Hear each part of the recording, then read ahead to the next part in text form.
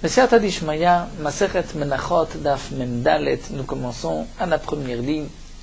Tanu Rabbanan, la Gemara nous rapporte une braïta, Chilazon Zeu, Gufo Domeleyam. Le Chilazon, nous dit la Gemara, Gufo, son corps, c'est-à-dire plutôt son apparence.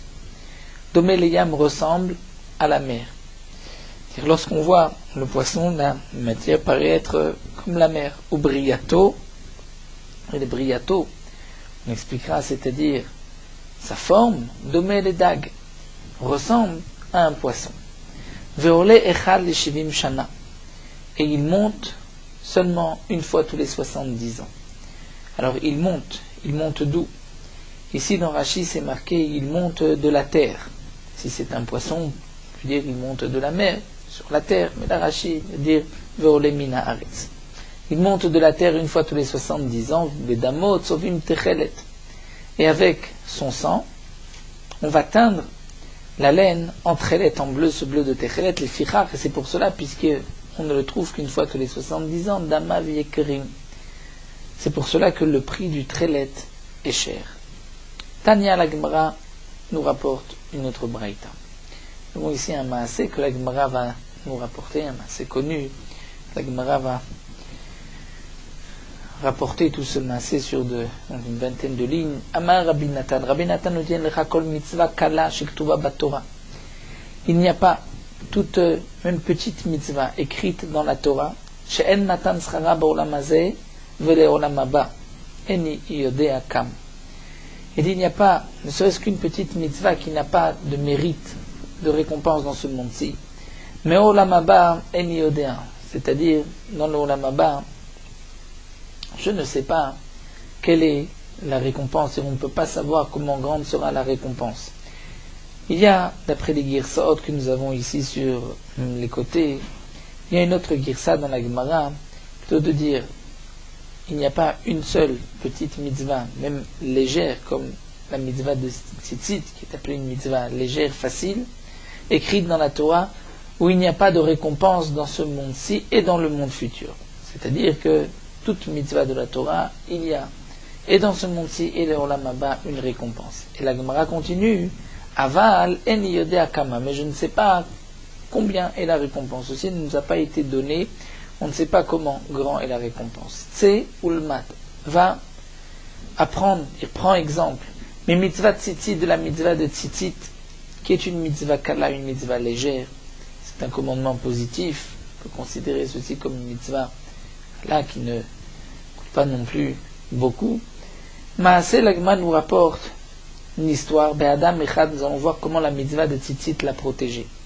Maaseh be'adam echad, c'était un homme shayazer be mitzvah tzitzit, il faisait attention à cette mitzvah. Shama, mais cet homme-là avait aussi son yetzer hara, et Shama il a entendu sheyesh zona bekarre ayam, qu'il y avait eu une prostituée dans les îles de la mer, Shenotelet Arba Meot Zeuvim Bischara, qui prenait 400 pièces d'or comme salaire, comme tarif. Shigerla, il lui a envoyé Arba Meot Zeuvim, 400 Zeuvim, pièces en or. Et Kavalazman, il a fixé un moment, un rendez-vous avec elle. Shigi Azmano, lorsque le moment est arrivé, Bav Yashavala Petar, il a été et il s'est assis à la porte de sa maison. Nichnesa Shifrata, la servante de cette prostituée est rentrée vers Amrala et elle a dit à la zona, Oto Adam Sheshigerlaich Arba Meot Zeuvim Ba, cet homme-là qui t'a envoyé 400 pièces en or est arrivé. Yeshev à la Petach, il est assis à la porte. Amra, la zona a dit Amrahi, Yikanes, qu'il rentre. Nichnas, il est rentré.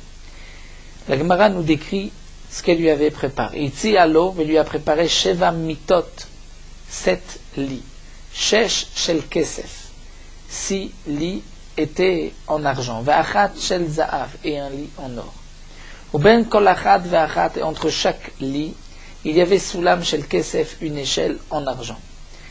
Un lit était au-dessus de l'autre, et il y avait donc un soulam, une échelle en argent, passé d'un lit à un autre, ve'eliona, et le lit qui était le plus haut était shel za'av, en or.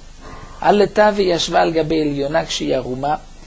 est montée Elle s'est assise sur le lit en haut lorsqu'elle était nue. Ve'af wala leshev arum kenegda, et lui aussi est monté pour s'asseoir nu devant elle. Baou arba tzitziyotav, ces 4 tzitziyot, les 4 tzitziyot de cet homme-là sont arrivés, puisque comme nous l'avons vu, cet homme faisait attention à la mitzvah de tzitzit, vetafrulo al panav. Et les tzitzit l'ont frappé, se sont jetés sur lui, sur son visage, nishmat, il est descendu, il est tombé, ve'yashavlo al gabe karka, il s'est assis al gabe karka sur le sol. Ve'af'i, alors, elle aussi, nishmeta ve'yashva al gabe karka.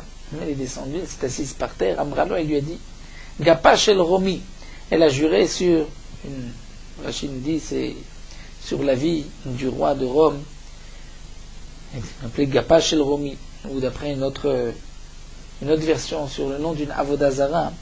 Elle lui a dit, je jure, She'eni manichatra, je ne te laisserai pas, Chetomarli, que tu me dises, Mamum Raitabi. Elle n'a pas compris pourquoi il était parti. Elle a posé la question, mais quel est le défaut? Qu'est-ce que tu as vu de mal en moi? Amarla, il lui a répondu, Avoda, la vérité, Shelo Raiti, Isha Yava Kemoter. Je n'ai pas vu de femme aussi belle que toi. Et la mitzvah, Chatzivanu Hashem Elokeinu, il y a une mitzvah qu'Akadosh Baruch Hu nous a ordonnée. Vetzitzit Shema. Et cette mitzvah est appelée tzitzit, vektiva, et c'est marqué à propos des tzitziot, Ani Hashem Elokechem, shte permim, 2 fois c'est marqué, Ani Hashem Elokechem, Asher Otzeti Etchem Eretz Israël, Liot Lachem Elokim, Ani Hashem Elokechem. Pourquoi 2 fois Ani Hashem Elokechem? Pour dire, Ani Ushatid Lipara, c'est moi, Kadosh Baruch Hu, qui va punir celui qui fautera, Ve'ani Ushatid Leshalem Sachar, et c'est moi aussi qui vais donner une récompense pour celui qui mérite. Arshav, maintenant, Nidmo alay kar baedim, les 4 tzitziot sont apparus à moi, sont rapport à moi comme 4 témoins. Et donc, les 4 tzitziot sont venus de cette manière, lorsque Talit s'est jeté sur lui, se dire, nous sommes témoins de ce que tu vas faire. Amralo, elle lui a dit, Eni manichacha, je ne te laisserai pas, Chetomarli, que tu me dises, Machem Mecha, quel est ton nom? Ou Machem Irecha, quel est le nom de ta ville? Ou Machem Rabar, quel est le nom de ton maître? Ou Machem Midrashar, quel est le nom de l'endroit où tu étudies? Shata la Madbo Torah, où tu as étudié là-bas la Torah. Katav Venatan Beyada. Donc il a écrit, il lui a donné dans sa main. Amda, cette femme s'est levée, elle était particulièrement riche. Vechilka Kol Nersea, elle a voulu, comme nous allons voir, se convertir. Elle a divisé tous ses biens, toute sa richesse. Elle a donné shlish la malchut, un tiers aux autorités, shlish au gouverneur, donc shlish la aniyim, un tiers la aniyim aux pauvres, et shlish et un tiers natla beyada, elle a pris dans ses mains avec elle, chutz motan matzaot, à part les lits en argent et en or. Ubat le bet midrasho shel Rabbi Chia, et elle s'est rendue dans le bet midrash de Rabbi Chia. Amralo, elle lui a dit, Rabbi, tzave Allah via soni gioret, ordonne à tes élèves qu'on me convertisse. Amarla, il lui a dit, Biti, ma fille, Shema et Naïr, Natat Bechad Minatalmidim, peut-être que tu veux épouser un des élèves et que c'est pour cela que tu viens te convertir, peut-être que tu n'es pas sincère, c'est juste en vue d'un mariage. Otsia Ktav Miyada, elle a sorti ce papier de sa main, Venatnalo, elle lui a donné. Donc lorsque Rabbi Chia a entendu toute l'histoire, Amarla, il lui a dit, Lechi Zechi Bemikrachech. C'est-à-dire, tu peux donc te convertir et tu vas pouvoir même épouser cet homme-là, celui à qui tu es revenu, elle a eu le mérite de se convertir. Otan Matzaot Shitzialo Beisur. Les mêmes lits qu'elle lui avait proposés au départ, Beisur, avec une interdiction, cette fois-ci Tzialo Be'eter, puisque c'était sa femme, elle s'est mariée, lui a proposé ces mêmes lits Be'eter, mais avec permission. Et donc, Ze Matan Scharo Baolamazé. Donc là, on voit que cet homme-là s'est enrichi. Comme la Gemara nous a dit, elle a pris un tiers de sa fortune, sans compter les lits. Donc ça, c'est le Sachar, le mérite de la mitzvah dans ce monde. C'est l'Olamaba et Niyodakama. Au monde futur, on ne peut pas imaginer combien grand sera sa mitzvah, sa récompense. Amar Rabbi Yehuda nous dit Talit Shula. Un autre din. Talit Shula, un talit qui a été emprunté. Kol Shloshim Yom Ptura Mina Tzitzit, pendant 30 jours, on est dispensé de Tzitzit. Mikan Vaelach, après 30 jours, si on garde l'habit Chayevet, on doit mettre des Tzitzit, même si l'habit ne nous appartient pas. Tanya la Meachi, nous avons aussi une braïta qui dit Adar bepundaki be'eretz Israël, celui qui habite dans Pundake, une sorte d'auberge, d'hôtel, en Eretz Israël, ou à Socher Bait bechutz laaretz, celui qui va louer une maison en dehors d'Eretz Israël, Kol shloshim yom patur mina mezuzah, pendant 30 jours, que ce soit pour une maison en chutz laaretz, ou même dans une auberge, un hôtel en Eretz Israël, Kol shloshim yom patur mina mitzvah, étant donné que pendant 30 jours, on considère qu'il n'est pas fixe, puisqu'il y a du va-et-vient. Et pour celui qui loue une maison, peut-être qu'il changera d'avis, mais Mikan Vaelach, après 30 jours, Chayav, il doit mettre une mezuzah. Vala socher bait be'eretz Israël, mais celui qui loue une maison en Eretz Israël, osem mezuzah le'altar, il doit mettre une mezuzah tout de suite. Pourquoi Mishum Mishuv d'Eretz Israël? Pour Yishuv d'Eretz Israël, pour que Eretz Israël soit habité. Rachid nous explique, puisqu'une fois qu'on a fixé la mezuzah, on ne peut pas l'enlever, même si on sort de cette maison, comme c'est marqué dans la Masechet Baba Metzia, où il y a même un danger d'enlever les mezuzot d'une maison, si ce n'est qu'un non-juif rentre dans cette maison, là on doit enlever les mezuzot, mais sinon il est interdit d'enlever les mezuzot, c'est dangereux d'enlever les mezuzot, comme la Gemara rapporte à Maaseh dans Masechet Baba Metzia, qui a coûté la vie d'un enfant. Ilka, donc Rachid nous dit que c'est pour cela que si on l'oblige à fixer une mezuzah tout de suite, il va avoir du mal ensuite à sortir pour ne pas aller chercher d'autres mezuzot, et même s'il sort, en tout cas il pourra louer rapidement cette maison à quelqu'un d'autre, puisque les mezuzot seront déjà là, et donc ainsi Eretz Israël sera habité. Donc Mishum d'Eretz Israël, on met une mezuzah tout de suite. On continue avec un dernier point que nous avons vu dans la Mishnah, que les tefillin shel yad ena me'akevet, que les tefillin de la main n'est pas me'akev, celle de la tête, celle de la tête pas me'akev, celle de la main. Amar Afrizda dit lo shanu shelo.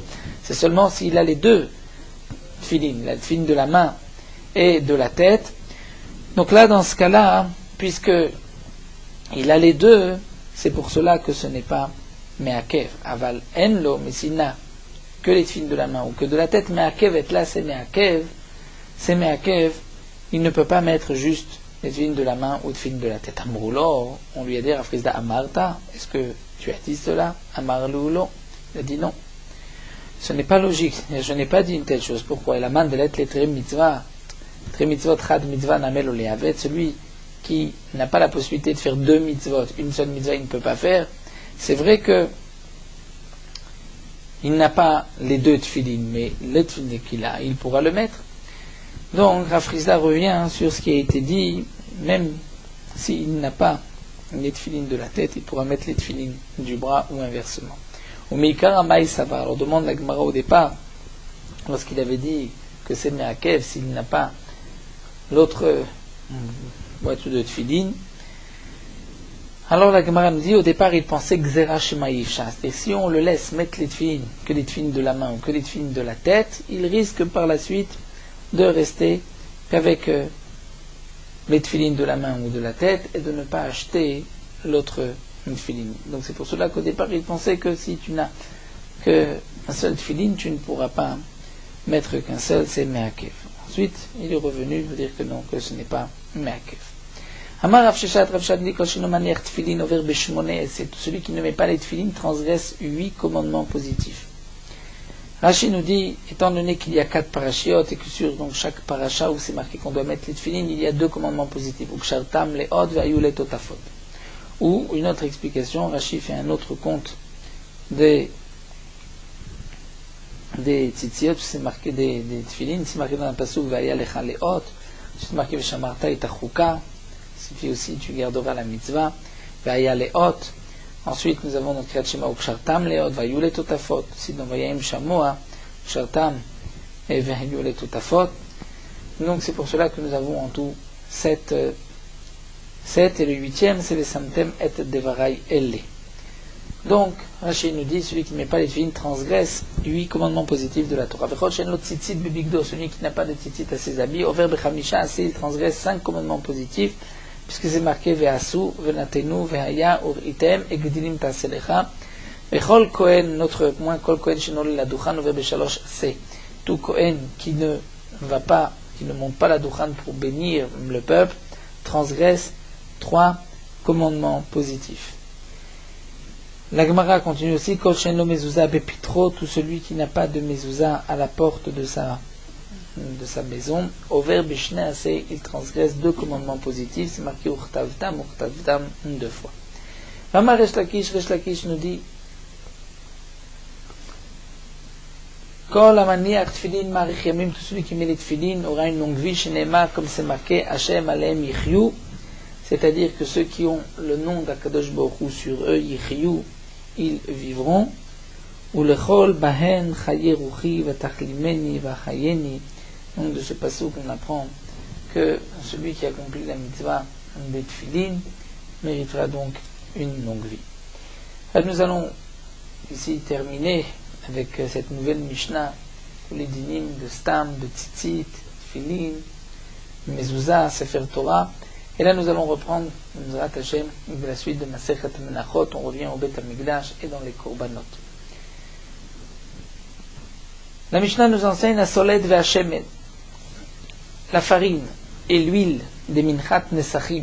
Comme nous l'avons déjà vu plusieurs fois, lorsqu'on apporte un Korban, on doit apporter aussi, à part la bête, le Korban, une Minchat Nesachim, c'est-à-dire une offrande de farine.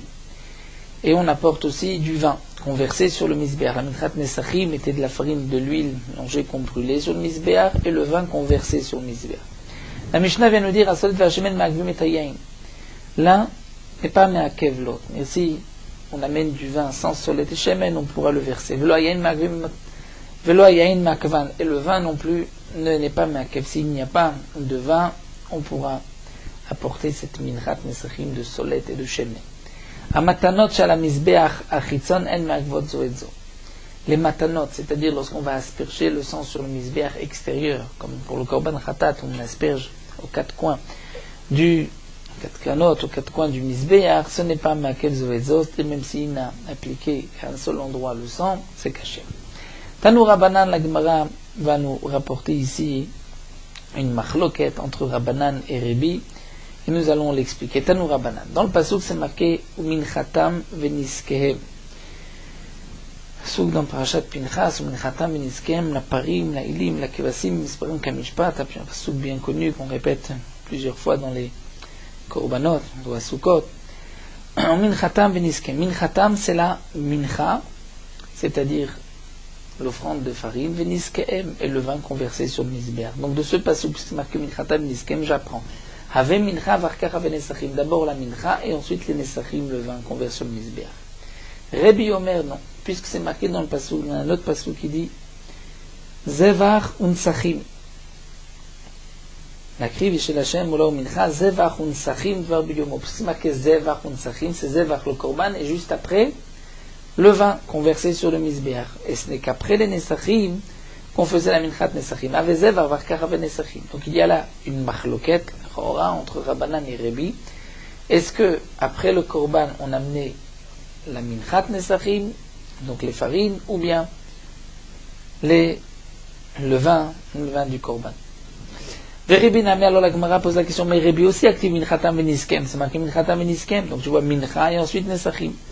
La Gemara répond non, ce pasuk au Mevaïl, nous en avons besoin, les minchatam veniskem balay, les minchatam veniskem aflul machar, pour nous apprendre que lorsqu'un homme apporte un korban, et qu'il doit aussi amener minchat nesachim, c'est-à-dire cette offrande de farine et le vin qu'il va verser sur le misbéach.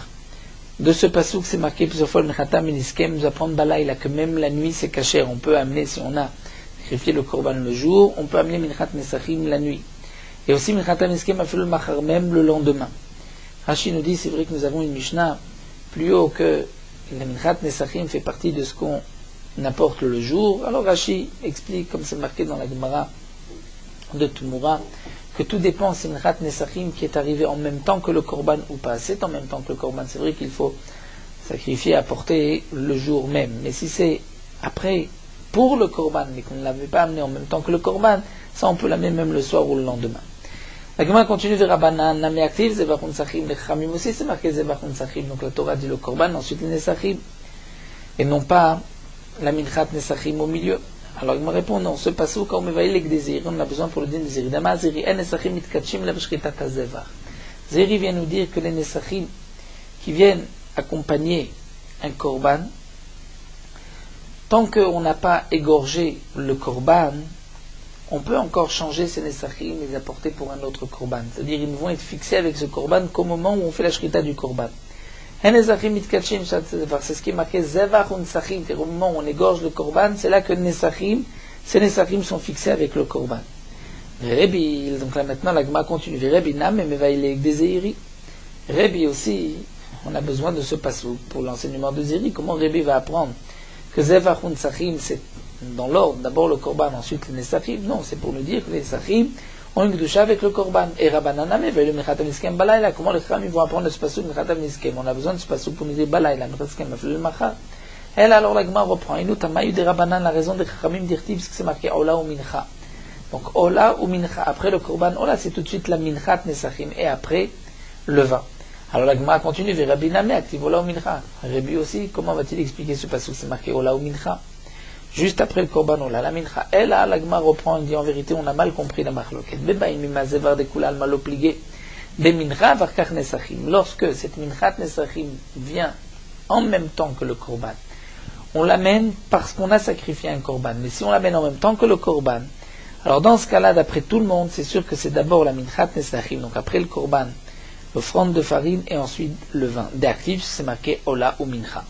Donc il y a un ordre. Ola, ensuite mincha. Mais qui pliguait la marloquette bebaim bifnatzman, c'est lorsqu'on les apporte tout seul. C'est-à-dire au moment du korban, on n'avait pas à préparer, on n'avait pas assez pour amener minchat nesachim, mais ensuite on vient l'amener. Rabbanan savril chamim pense bebaim mazevar mincha vakar nesachim.